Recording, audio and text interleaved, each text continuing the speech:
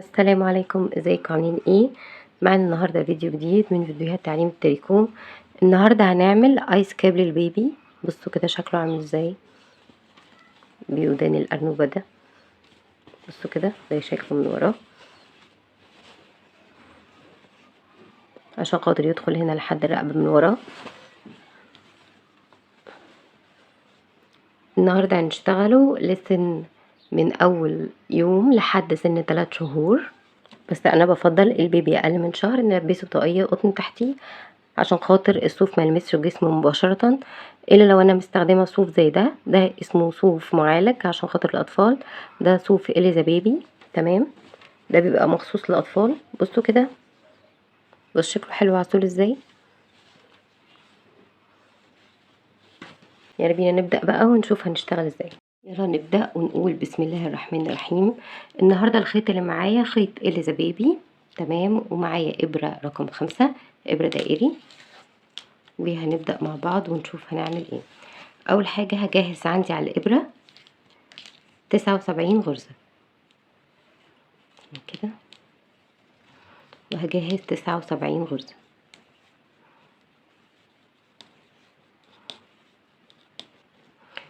جهزت ال79 غرزة بتوعي بالشكل ده على الابرة، تمام.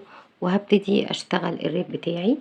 هشتغل الريب بتاعي رايح جاي، يعني انا مش هشتغل بشكل دائري، هشتغل رايح جاي رايح جاي، فاهميني؟ تمام. فهعمل ايه؟ هسلت، هقرب الصورة. عندي اول غرزة هنا شايفينها، هسلتها من غير شغل وهاخد لفة على الابرة، تمام. انا كده بعمل الحافة بتاعتي، هسلت اول غرزة واخد لفة. بعد كده هشتغل الغرز اللي بعدها كلها غرزة عدلة وغرزة مقلوب، غرزة عدلة وغرزة مقلوب، غرزة عدلة وغرزة مقلوب لحد نهاية السطر.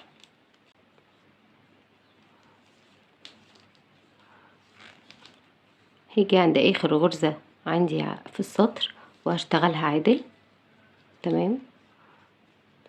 هلف الشغل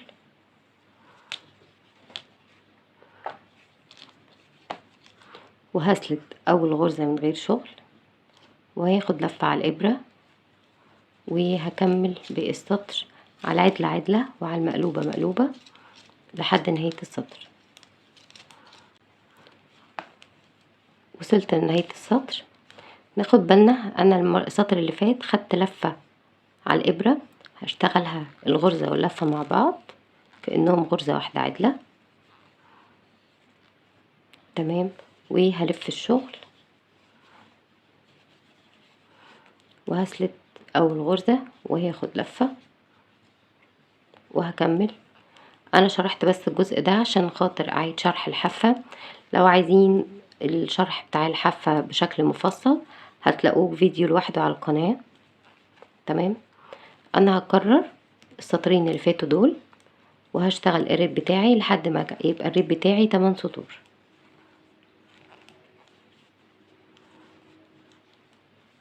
يعني انا كده اشتغلت 1 2 3، هكمل لحد ما يبقى ايه 8. هخلص الجزء ده وارجع لكم. خلصت الريب بتاعي 8 سطور بالشكل ده، وهبتدي اشتغل التناقص بتاعي. خليكم معايا ركزوا في الحتة دي ونشوف هنعمل ايه. هسلت غرزة واخد لفة زي ما قلنا بتاعت الحافة بتاعتي. وبصوا كده هعمل ايه. اول حاجة هنسلت الغرزة اللي سلتها في الاول واللفة دي هنحسبهم على انهم غرزة واحدة. بصوا هنحسب الاتنين دول مع بعض على انهم غرزة واحدة كده. 1 2 3، 3 غرز، وبعدين هشتغل غرزتين مع بعض كأنهم غرزة واحدة عدلة، تمام. ده في البداية. وبعد كده هشتغل التكرار بتاعي. التكرار بتاعي هيكون ايه؟ هيكون هشتغل 7 غرز عدل.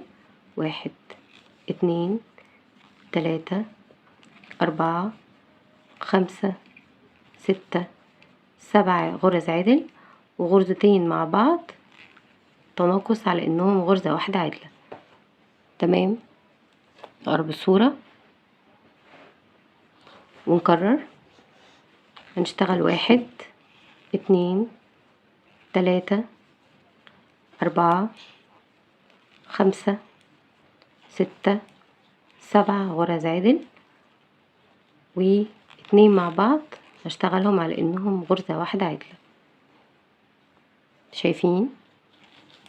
1 2 3 4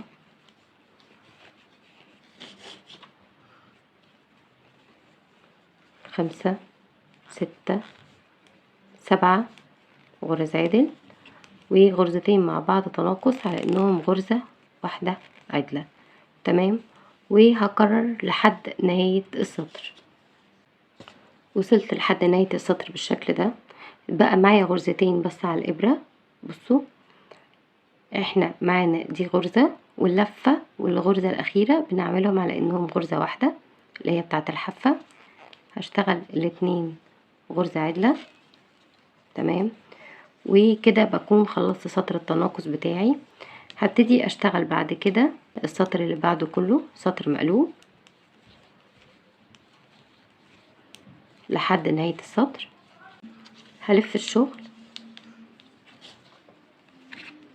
وهشتغل على سطر الوش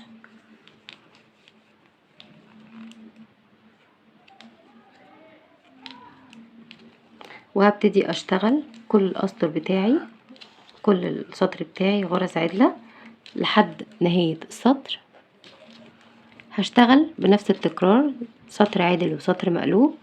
يعني هشتغل غرزة الجرسي هشتغل سطر الوش سطر عادل وسطر الظهر سطر مقلوب لحد ما اوصل لان طول القطعة دي يكون 8 سنتي. يعني هشتغل لحد ما طول القطعة بتاعتي دي يوصل ل8 سنتي. خدوا بالكم انا بشتغل رايح جاي مش بشتغل بشكل دائري. تمام. هخلص الجزء ده وارجع لكم مرة تانية اوريكم الشكل عامل ازاي وهنكمل ازاي بعد كده. ورجعنا مرة تانية. طيب انا عملت ايه؟ اشتغلت 8 سنتي زي ما قلت لكم بغرزة الجرسي. ال8 سنتي دول طلعوا معايا كام سطر؟ طلعوا معايا 10 سطور. اشتغلت 10 سطور بغرزة الجرسي بالشكل ده. ازاي اشتغلت 10 سطور؟ 5 سطور عدل و5 مقلوب. يعني اشتغلت رايح جاي 5 عدل و5 مقلوب لحد ما وصلت لطول 8 سنتي. بعد كده عملت ايه؟ ابتديت اشتغل بشكل دائري. يعني ابتديت اشتغل في شكل سيركل او شكل دايرة. تمام. بالغرزة العدلة فقط 5 سطور. دلوقتي مجمل عدد الغرز معايا 10 سطور بغرزة الجرسي و5 سطور بشكل دائري بالغرزة العدلة من اول المكان ده كده. تمام. 5 سطور بس بالغرزة العدلة بشكل دائري. يلا بينا نكمل ونشوف هنعمل ايه. طيب هنبدأ دلوقتي نشتغل التناقص بتاعنا. هبدأ دلوقتي من عند مكان ما ابتديت السطر اللي هو بتاع الدائري بتاعي. ممكن تحطوا ماركر هنا لو هتلخبطوا. تمام. بس انا مكان عندي واضح. هنبتدي نعمل ايه؟ هنشتغل 1 2 3 4 5 غرز عدلة وهنشتغل غرزتين مع بعض كأنهم غرزة واحدة عدلة بالشكل ده. نكرر 1 2 3 4 5 غرز عدلة وغرزتين مع بعض على انهم غرزة واحدة عدلة. وهنكرر بنفس الطريقة لحد نهاية السطر. خلصت السطر بتاعي بالشكل ده واخر غرزتين عندي هشتغلهم مع بعض على انهم غرزة واحدة عدلة. شايفين بالشكل ده؟ بعد كده هعمل ايه؟ هشتغل 3 اسطر بالغرزة العدلة.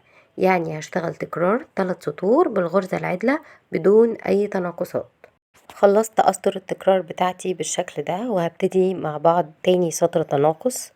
طيب تاني سطر تناقص هنشتغل ازاي؟ وصلت هنا عند نقطة البداية مرة تانية. هشتغل 1 2 3 4 عدل وغرزة واحدة تناقص.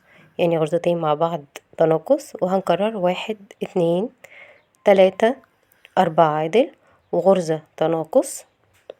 وهنكرر لحد نهاية السطر. طيب انا عشان خاطر الخص معاكم بس الشغل عشان ما يبقاش الفيديو طويل. طيب انا هشتغل بعد كده تكرارات ازاي؟ هشتغل التكرارات بتاعتي سطر تناقص وسطر بدون تناقص سطر تناقص وسطر بدون تناقص قطر التناقص بتاعتي هتبقى ازاي؟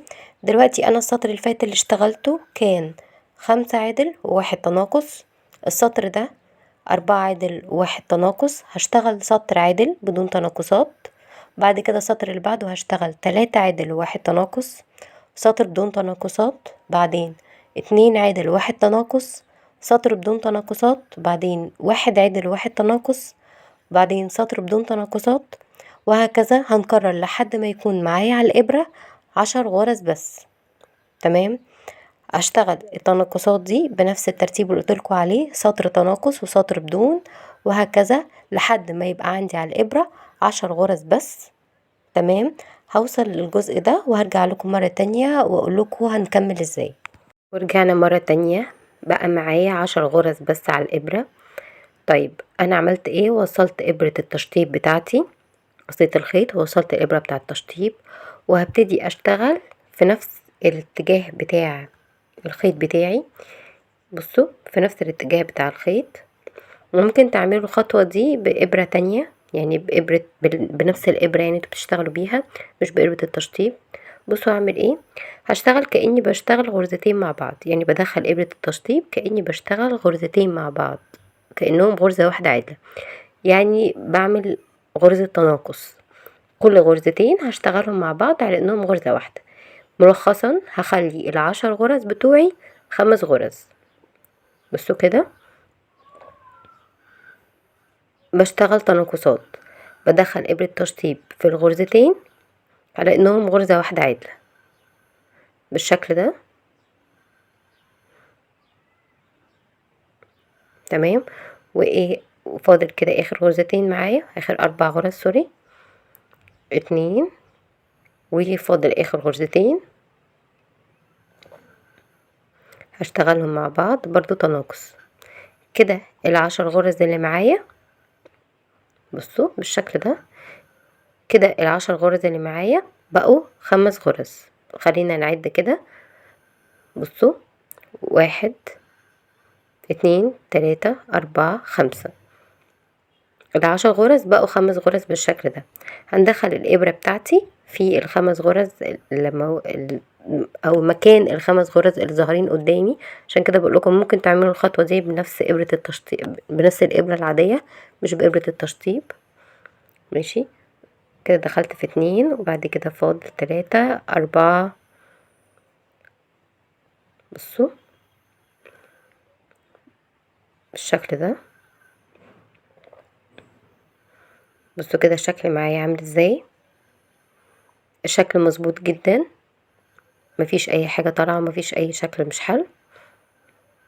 وهنبتدي ننضف الخيط بتاعنا ده جوه الايس كاب من جوه كده بالشكل ده، ونخيطه بس غرزة واحدة بس من جوه، وبكده يكون الشكل معانا اتقفل ومش هيفك خالص بإذن الله. بصوا كده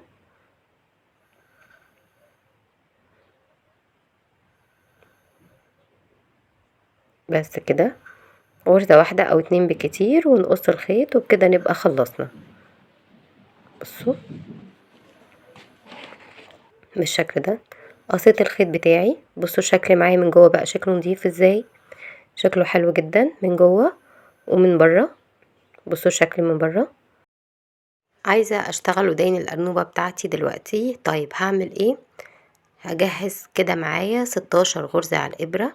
ممكن هنا نشتغل بإبرة دائري أو إبرة متضادة الطرفين زي ما انتوا عايزين. هنجهز الغرز بتاعتي 5 6 7 15 16. كده جهزت 16 غرزة على الإبرة، ومعايا ديل طويل عشان خاطر أخيط بيه. بصوا بقى هعمل ايه. هقسم الغرز بتاعتي على إبرتين. لو بنشتغل دائري هنقسم على نصين ونشتغل بطريقة الدايرة السحرية. انا هقسم 8 غرز على إبرة و8 غرز على الإبرة التانية عشان خاطر اشتغل بشكل دائري. بصوا معايا 8 هنا و8 هنا. هبتدي اشتغل بشكل دائري تمام بالغرزة العدلة. هبتدي اشتغل كل الغرز بتاعتي عدل بالشكل ده.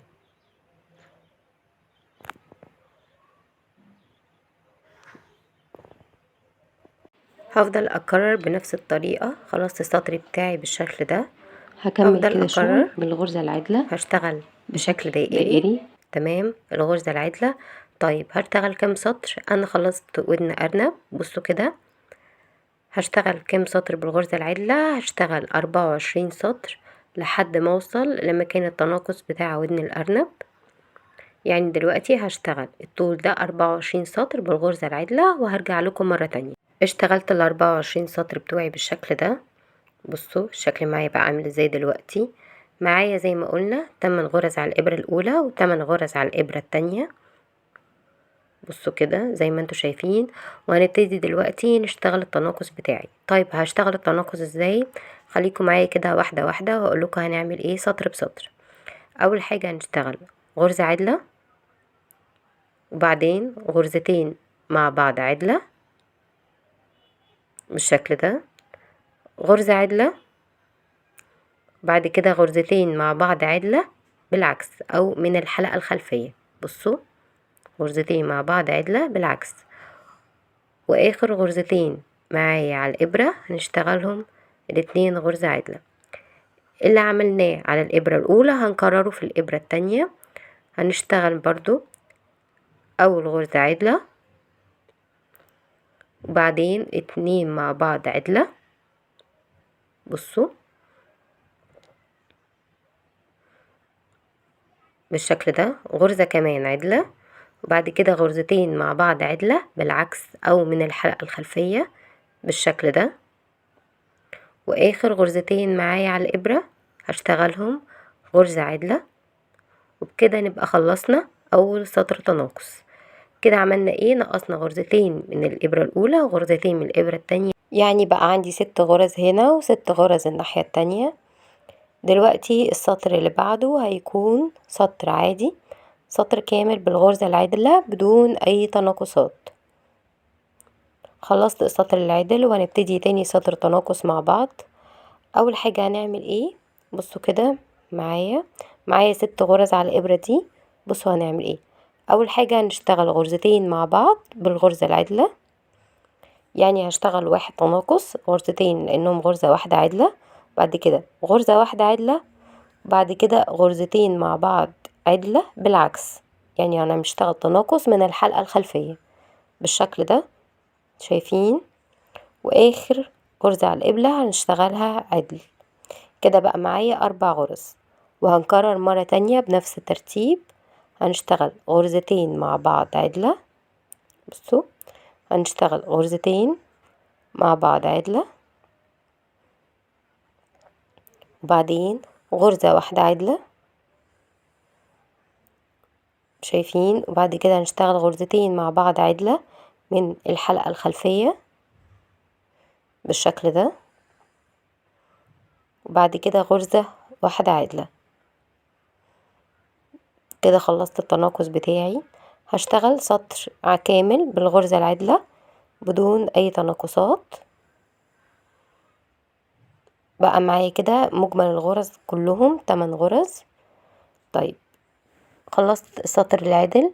السطر اللي بعده معايا تالت سطر تناقص. هشتغل ازاي؟ بصوا كده هشتغل غرزتين مع بعض عدلة بالشكل ده، وهنشتغل غرزتين مع بعض عدلة بالعكس. بقوا ال4 غرز معايا غرزتين. هنكرر. بصوا هنكرر الناحية التانية. هشتغل غرزتين مع بعض عدلة. بصوا غرزتين مع بعض بالشكل ده عدلة، وغرزتين مع بعض عدلة بالعكس بالشكل ده. كده بقى معايا غرزتين هنا وغرزتين هنا. هقص الخيط بتاعي واركب الابرة بتاعة التشطيب وهنقفل مع بعض. بصوا بقى هنعمل ايه. ركبت الابرة بتاعة التشطيب بتاعتي بالشكل ده، وبصوا بقى هنعمل ايه. هنشتغل دلوقتي بطريقة، هنقفل الجزء ده بطريقة غرزة كيتشنر، هتلاقوا لها فيديو منفصل على القناة. بصوا هنعمل ايه وخليكم معايا واحدة بواحدة. اول غرزة هنشتغلها عدلة ماشي، وهنفلتها من على الإبرة كده، ونشد الخيط، واللي بعدها هنشتغلها مقلوبة بالشكل ده، ونسيبها على الإبرة بتاعتي. هنرجع للإبرة اللي ورا وهنشتغل أول غرزة عندي مقلوبة. بصوا كده، دخلتها على إنها مقلوبة، دخلت إبرة تشطيب على إن بشتغل غرزة مقلوبة ونزلتها. هشد الخيط بتاعي، وبعد كده هشتغل الغرزة اللي بعدها غرزة عدلة. بصوا، وهسيبها، هشد الخيط كويس وهسيب الغرزة مش هنزلها. هرجع مرة تانية عند الإبرة اللي قدام وهشتغل الغرزة اللي عليها كأنها غرزة عدلة وهنزلها، والغرزة اللي موجودة معايا الباقية هشتغلها مقلوب. بصوا، وهنزلها من على إبرة الشغل، وبكده بكون خلصت الشكل بتاعي، والشكل نضيف جدا مفهوش اي كلكعة او شكل مش حلو. جيت هنا خلصت، وصلت ابرة التنظيف في الخيط اللي انا كنت سايباه في الاول من تحت كده، وهبتدي اخيط. بصوا كده، انا هبتدي اخيط عند بداية التناقص. شايفين هنا بداية التناقص؟ بصوا كده، شايفين هنا مكان بداية التناقص بتاع الطاقية بتاعتي. هبدأ اخيط هنا عند بداية التناقص.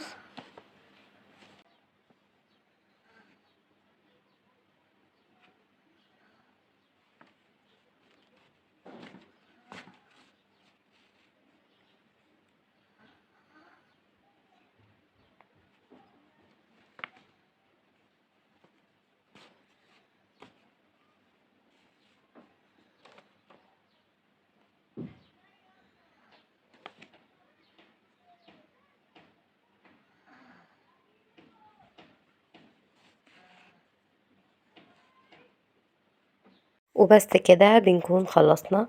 بصوا الشكل معايا حلو ازاي، هو الحجم بتاعه حلو يكفي لحد 3 شهور مرتاح، وهيغطي ودان البيبي. بصوا كده شكله من الجنب. ممكن نركب حبلين في الجزء ده بحيث ان هو يتربط من عند الرقبة عشان ما يقعش لو خارجين بيه. بصوا شكله حلو جدا وعسول قوي. اتمنى يكون الفيديو عجبكم،